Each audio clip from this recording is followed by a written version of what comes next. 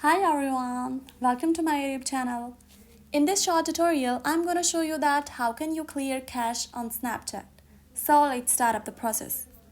Open up your Snapchat app. Now tap on profile icon at the left top of the screen. Now tap on gear icon at the right top of the screen. Now scroll down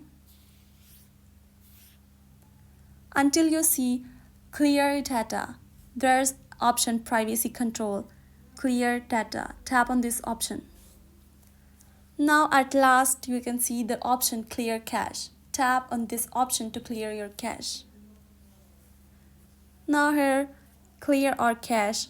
All of your cache will be cleared and Snapchat will restart. Your memories backup wouldn't be deleted. Tap on clear to clear all the cache. Clearing cache. Now your Snapchat cache has been cleared. If you have any question about the whole process, please let me know in the comment section below. Subscribe to this channel